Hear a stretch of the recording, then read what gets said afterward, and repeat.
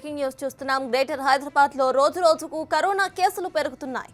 వారం రోజుల్లోనే హైదరాబాద్ లో 45, రంగారెడ్డి జిల్లాలో 3 కేసులు నమోదయ్యాయి. కొత్త రాష్ట్రంలో కొత్తగా 8 మందికి కరోనా సోకినట్లు వైద్య ఆరోగ్య శాఖ తెలిపింది. అయితే కొత్తగా నమోదైన కేసులన్నీ కూడా హైదరాబాద్ లోనే వెలుగు చూశాయి. నిన్న 1333 మందికి పరీక్షలు చేశారు. రాష్ట్రంలో ప్రస్తుతం మొత్తం 59 మంది కరోనా చికిత్స పొందుతున్నారు.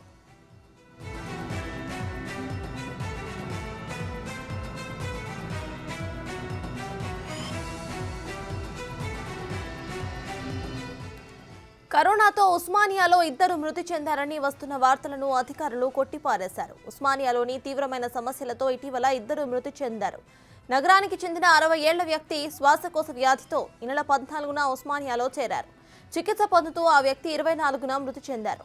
మరోవైపు కిడ్నీ సమస్యతో ఈ నెల 20న హాస్పిటల్లో చేరిన 42 ఏళ్ల మరో వ్యక్తి 22న మృతి చెందారు.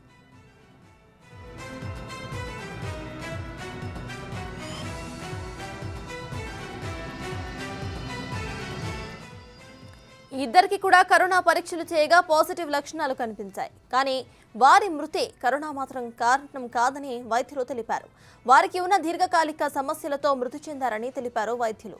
ప్రజలు ఆందోళనకు గురి కావాల్సిన అవసరం లేదని చెప్పుకొచ్చారు. కానీ అప్రమత్తంగా మాత్రం ఉండాలని సూచించారు. ప్రస్తుతం ఉస్మానియా హాస్పిటల్లో మరో 3 రోగులు కరోనాతో ఐసోలేషన్ బోర్డులో చికిత్స పొందుతున్నారని తెలిపారు. కరోనా రోగుల కోసం ఉస్మానియా హాస్పిటల్లో 50, గాంధీలో 50 పడకలను ప్రత్యేకంగా సిద్ధం చేశారు.